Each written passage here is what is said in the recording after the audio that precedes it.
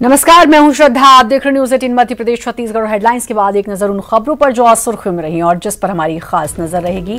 आपको बताएंगे पूर्व सीएम रमन सिंह पर कांग्रेस ने कौन सा बड़ा आरोप लगाया, तो सियासी जंग के साथ कोरोना के जंग के हालात की भी अपडेट देंगे। आपको बताएंगे कोरोना को लेकर रूस से कौन सी आस वाली खबर आई है, तो नक्सलियों पर फिर नकेल कसी गई।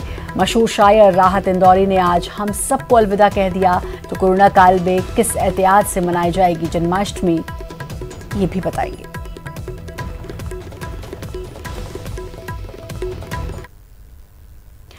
पूर्व सीएम डॉक्टर रमन सिंह पर कांग्रेस ने आय से अधिक संपत्ति अर्जित करने के गंभीर आरोप लगाए हैं, तो वहीं एक बार फिर पनामा पेपर लीक मामले का मुद्दा उठाया और केंद्र की बीजेपी सरकार पर उन्हें बचाने का आरोप लगाया। वहीं रमन सिंह ने भी कांग्रेस के वार पर पलटवार किया और पूरे मामले को राजनीति से प्रेरित बताया। रमन सिंह ने उल्टा कांग्रेस के 18 महीनों की सरकार पर सवाल उठा दिए। हम सवाल पूछना चाहते हैं कि रमन सिंह जी की संपत्तियां 2008 से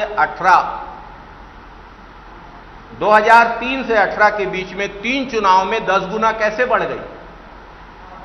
उन्होंने ऐसा क्या किया जो उनकी संपत्तियां इस तरह बढ़ती गई?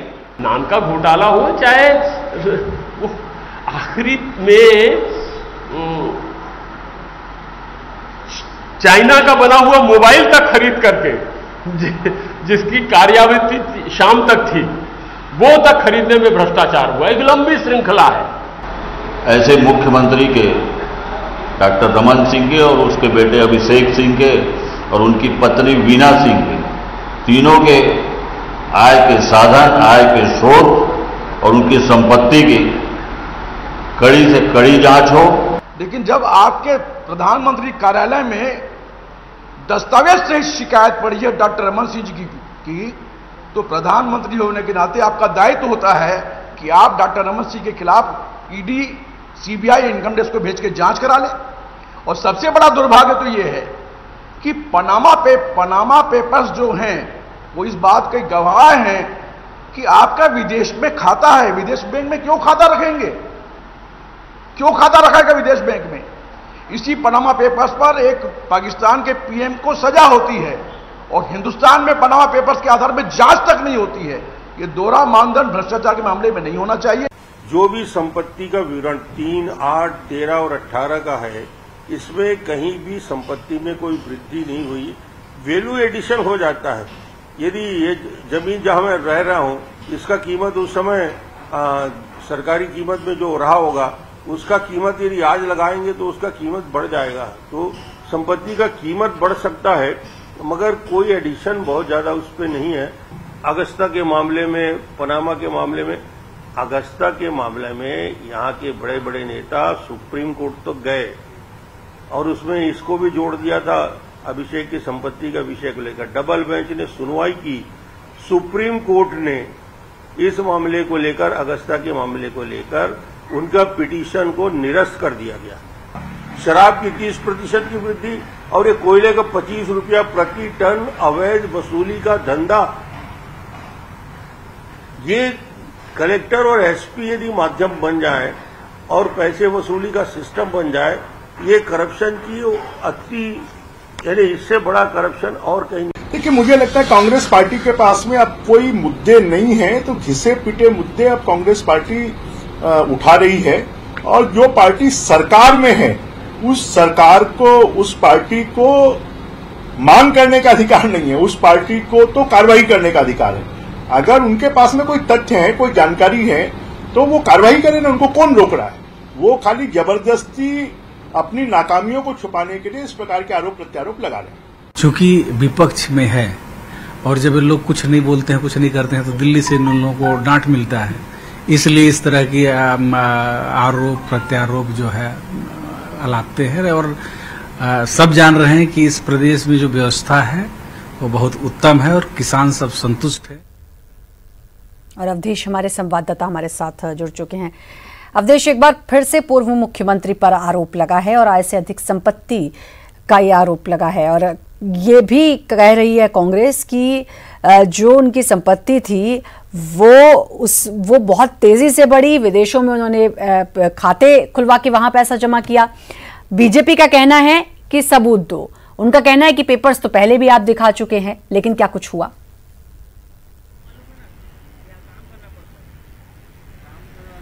बिल्कुल, देखिए, छत्तीसगढ़ की राजनीति में इन दिनों आरोप बनाम आरोप की राजनीति हावी है। पहले कांग्रेस की ओर से शिकायत किया गया, ईओडब्ल्यू कार्यालय जाके शिकायत की गई कि रमन सिंह ने अपने 15 साल के मुख्यमंत्रित्व काल में अकुत संपत्ति अर्जित की है, जिसकी जांच होनी चाहिए। शिकायत के बाद मामला राजनीतिक गलियारों तक आता है, बयानबाजियों का दौर चलता है और कांग्रेस की ओर से यह कहा जाता है कि कांग्रेस की शिकायत पे पीएमओ ने संज्ञान लिया है और पीएमओ ने जांच के निर्देश दिए और ये जांच जारी है। इस पे रमन सिंह पलटवार करके कहते हुए कि पीएमओ के द्वारा कोई भी जांच नहीं की जा रही है। उन्होंने जो 2008 और 2013 में जो हलफनामा दायर किया था, उसकी जांच खुद आयकर विभाग ने की है और आयकर विभाग ने किसी भी गड़बड़ियों को साबित नहीं किया या कोई भी सवाल जवाब उनसे नहीं हुआ है। इसलिए कांग्रेस जो आरोप लगा रही है वो केवल तथ्यहीन और हल्के आरोप है, क्योंकि पब्लिक डोमेन में जो दस्तावेज है, कांग्रेस दरअसल श्रद्धा इस दस्तावेज के आधार पर आरोप लगा रही है कि रमन सिंह ने जो अपने चुनावी हलफनामे में जो संपत्ति का ब्यौरा दिया था, उसे लेकर आरोप लगा रही है कि संपत्ति में बेहिसाब जो बढ़ोतरी की गई है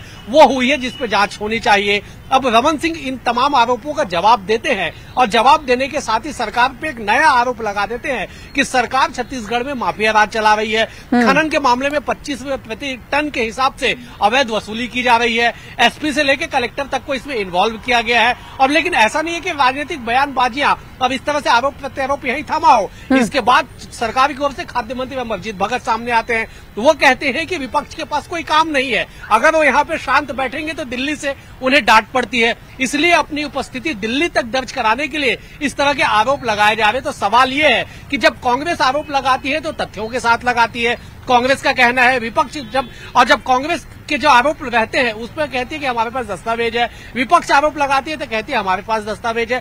तो सवाल यही है कि आरोप बनाम आरोप की राजनीति और बयानबाजियों का सिलसिला कोई नया नहीं है छत्तीसगढ़ में। ऐसे सालों से इस तरह के उदाहरण देखने को मिले हैं, चाहे पनामा पेपर्स लीक की बात कर ली जाए, अगस्ता वेस्टलैंड की बात कर ली जाए, या फिर नान घोटाले की बात कर ली जाए, या फिर आय से अधिक संपत्ति अर्जित करने की बात कर ली जाए। तमाम मामलों दोनों तरफ दस्तावेज होते हैं लेकिन आरोप साबित नहीं हो पाते हैं। तो क्या ये समझा जाए कि दोनों तरफ से ही दिल्ली में मौजूदगी अपनी अवधेश जताने के लिए ये आरोप लगाए जाते हैं दोनों तरफ से? बहुत शॉर्ट में आंसर।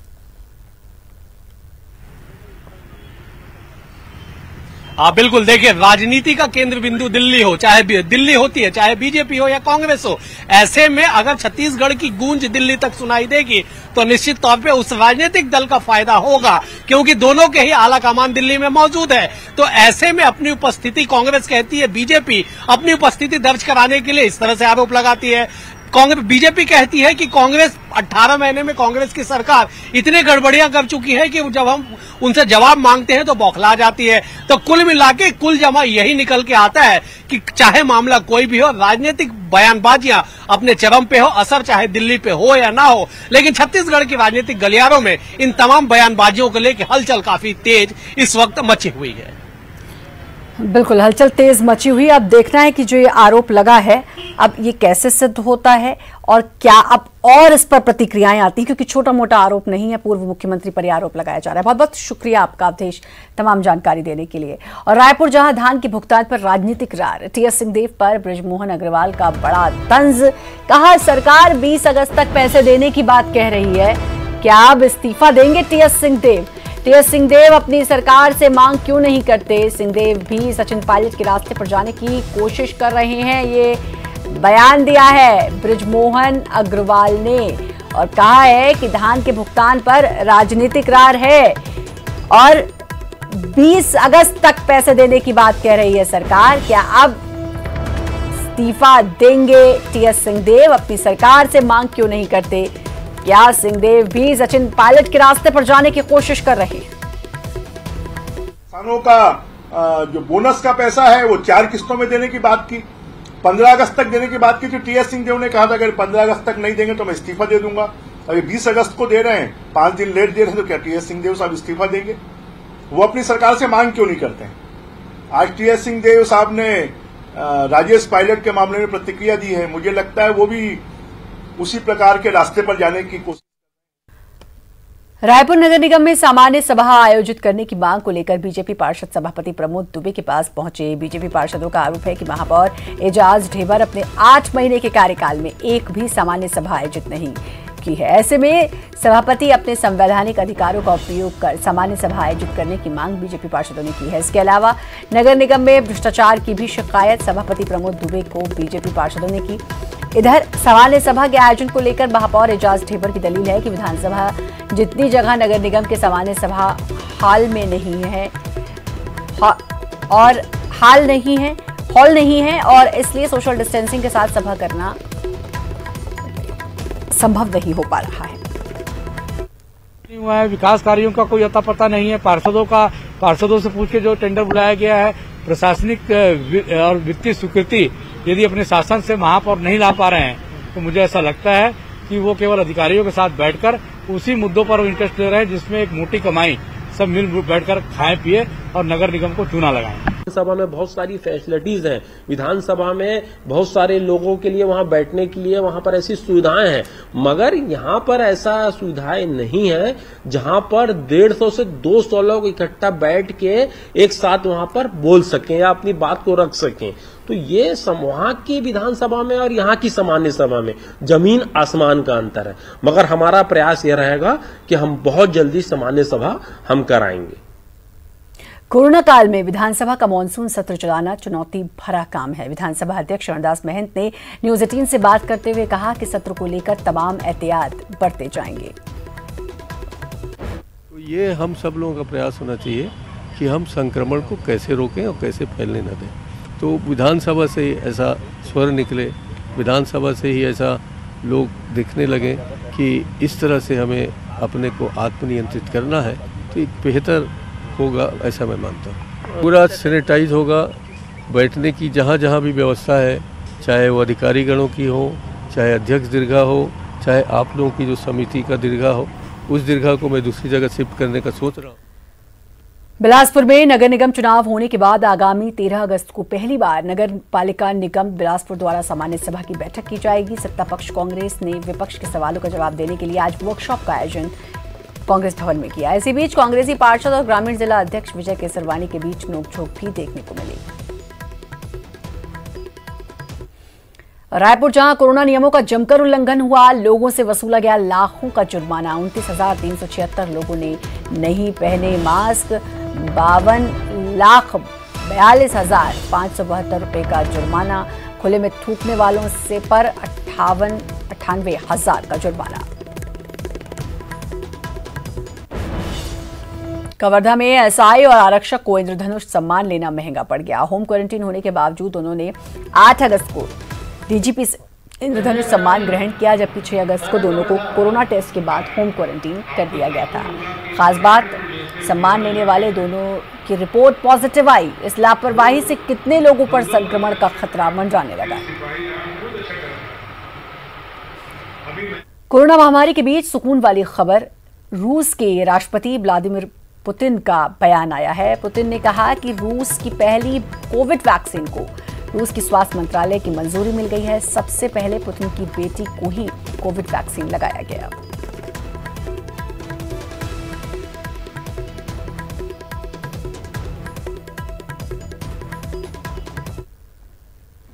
और वक्त एक छोटे से ब्रेक का है, जल्द हाजिर। ब्रेक के बाद एक बार फिर से आपका स्वागत है। मशहूर शायर राहत इंदौरी का दिल का दौरा पड़ने से निधन हो गया। वे कोरोना वायरस से संक्रमित भी थे। राहत इंदौरी के निधन पर छत्तीसगढ़ के राज्यपाल और सीएम ने गहरा दुख जताया है। सीएम भूपेश बघेल ने उनकी शायरी को साझा किया और उनको श्रद्धांजलि दी। तूफानों से आंख मिलाओ, सैलाबों पर वार करो, मल्लाहों का चक्कर छोड़ो, तैर के दरिया पार करो। अलविदा राहत इंदौरी साहब, आपकी शायरी फिजा में हमेशा गूंजती रहेगी। निश्चित रूप से राहत इंदौरी जी का असमय चला जाना हमारे साहित्य के क्षेत्र के लिए एक बड़ी क्षति है और वो मध्य प्रदेश ही नहीं पूरे देश में एक विख्यात साहित्यकार के लिए और शायर के नाम से मशहूर थे। उससे साहित्य जगत को तो क्षति हुई है, हमारे प्रदेश को भी क्षति हुई ऐसा मैं मानता हूं और उनके जो काम किया उनको भुलाया नहीं जा सकता और उनकी पूर्ति नहीं की जा सकती। मैं और बड़ी खबर रायपुर से, हाईटेंशन लाइन पर एक नाबालिग चढ़ा है। नाबालिग ने कुछ देर बाद वहां से छलांग लगाई। मोटरसाइकिल दिलाने की जिद थी। गंभीर हालत में अस्पताल में भर्ती कराया गया है। कोटा इलाके का मामला है और हाईटेंशन लाइन पर चढ़ गया नाबालिग और जिद थी इस बच्चे की, इस नाबालिग की, कि मोटरसाइकिल से दिलाई जाए और इस जिद में वहां से कूद गया। हालत गंभीर बताई जा रही है। तो एक जिद जिसके चलते अभी बच्चे की, इस नाबालिग की हालत गंभीर है। मोटरसाइकिल दिलाने की जिद थी इसकी और ये तस्वीर आप देख सकते हैं। इतनी ऊंचाई पर चढ़ा गया और फिर वहां से कूद लगा दी। जिद थी इसकी कि मोटरसाइकिल से दिलाई जाए। अब गंभीर हालत में अस्पताल में भर्ती कराया गया। तो हाईटेंशन लाइन पर ये नाबालिग चढ़ गया। इसने जिद की थी कि इसको मोटरसाइकिल दिलाई जाए। जब इसकी बात नहीं मानी गई तो फिर इसने वहां से छलांग लगा दी।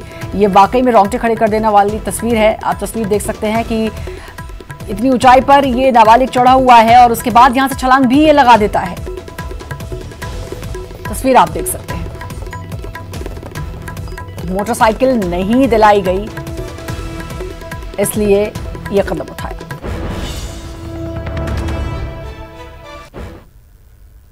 नक्सलियों के खिलाफ सुरक्षा बलों को बड़ी कामयाबी मिली। कोंडा गांव के पास होनहेड मुठभेड़ में ढेर नक्सली का शव कांकेर लाया गया। वहीं प्रदेश की सीमा से लगे महाराष्ट्र के गढ़चिरौली में भी नक्सलियों को झटका लगा। 18 लाख के इनामी नक्सली दंपत्ति को गिरफ्तार किया गया तो 4.5 लाख के 2 इनामी नक्सलियों ने सरेंडर कर दिया। तो 2 तस्वीरें आप देख सकते हैं नक्सलियों की नाकामी की। कांकेर और गढ़चिरौली की ये तस्वीरें हैं जहां पर सुरक्षा बलों को बड़ी कामयाबी मिली है।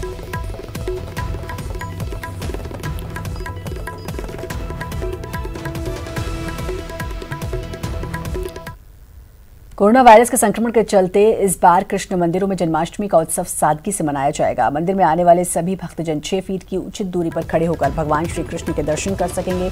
भक्तों को स्क्रीनिंग और सैनिटाइजेशन टनल से होकर मंदिर में प्रवेश मिलेगा।